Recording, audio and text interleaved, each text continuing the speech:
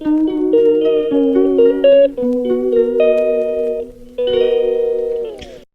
Everyone, welcome back to my channel N vlogs. कैसे हो आप सब? उम्मीद करती हूँ आप सब बहुत ही अच्छे होंगे।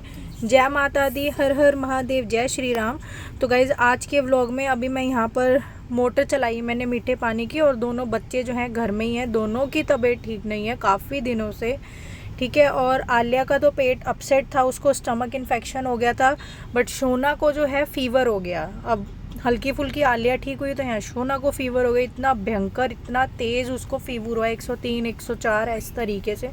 तो दोनों बच्चे स्कूल नहीं गए हैं। मैंने यहाँ पर, हम रात भर सो नहीं पाए क्योंकि शोना को रात से ही फीवर आ गया था, प्लस आलिया की भी तबीयत ठीक नहीं थी, तो और ज़्यादा मुसीबत आ गई।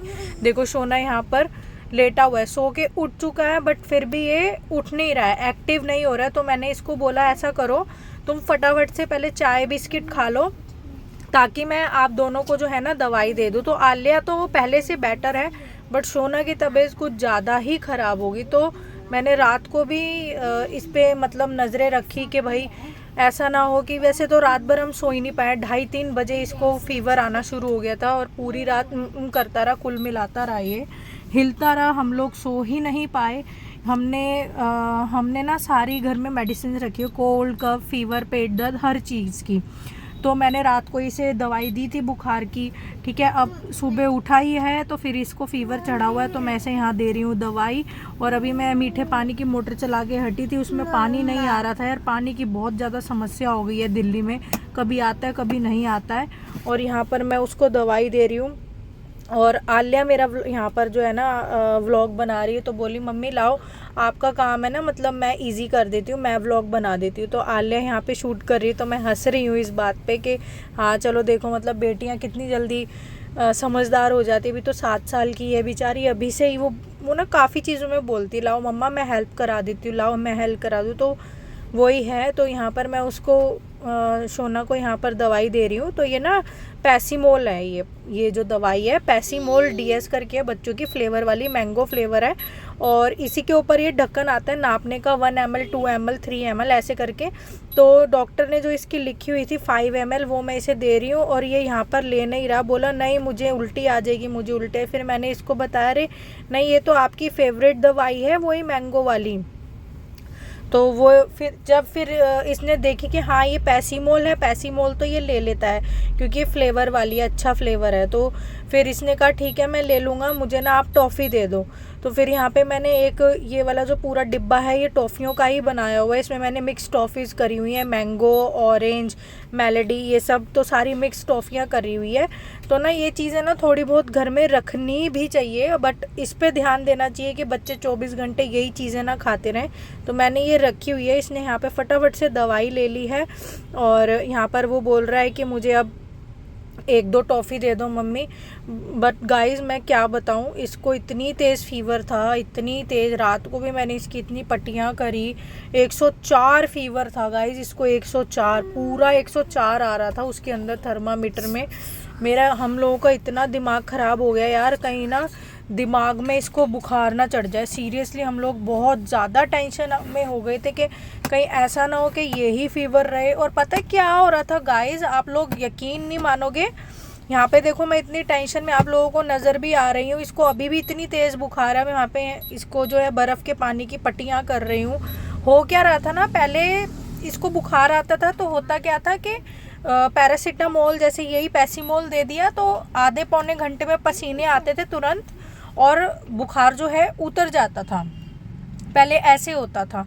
बट ये वाला फीवर क्या है ना यार, इतना हमने मतलब पैरासीटामोल दिया, बुखार गया ही नहीं। फिर डॉक्टर ने हमें बताया हुआ है कि पैसीमोल देने के बाद, अगर 1-1.5 घंटे में देने के बाद भी अगर फीवर नहीं उतरता है तो इबुप्रोफिन करके आती है, इबुप्रोफिन जिसमें आइबुजेसिक वो होता है, तो आप वो दिया करो इसको 1-1.5 घंटे बाद अगर फीवर नहीं उतरे तो हमने इसको आइबुजेसिक भी दिया रात को भी। और फिर अब जो पैसीमोल ले लिया है उसके अभी बाद में पट्टी कर रही हूँ। मैंने कहा अगर ये उतर गया तो ठीक है, नहीं तो आइबुजेसिक देने की नौबत आएगी।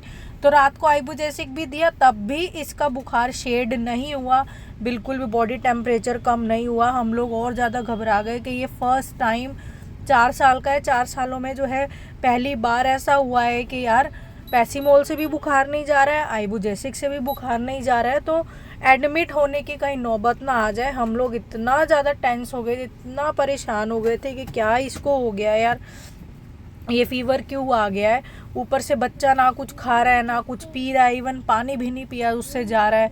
बट यार वही है ना, कुछ नहीं खाएगा पिएगा तो दिक्कत हो जाएगी। एक तो फीवर है, फीवर बॉडी को तोड़ता है, बुखार जो है बॉडी को एकदम ख़त्म कर देता है। अगर ये कुछ नहीं खाएगा पिएगा तो और ज़्यादा प्रॉब्लम हो जाएगी। फिर मैंने शोना को पैम्पर किया, बेटा तुम नहीं खाओगे तो बहुत ज़्यादा दिक्कत हो जाएगी, डॉक्टर आपको इंजेक्शन लगा देंगे बहुत बड़े बड़े से।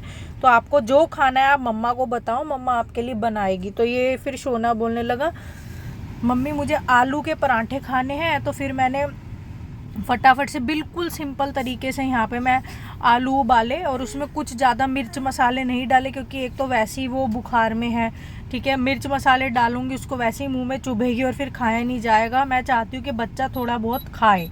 तो बिल्कुल नमक, हल्दी और अपनी अजवाइन वगैरह ये सब डाल के बिल्कुल सिंपल तरीके से मैंने आलू के यहाँ पे मैं पराठे बना रही हूँ।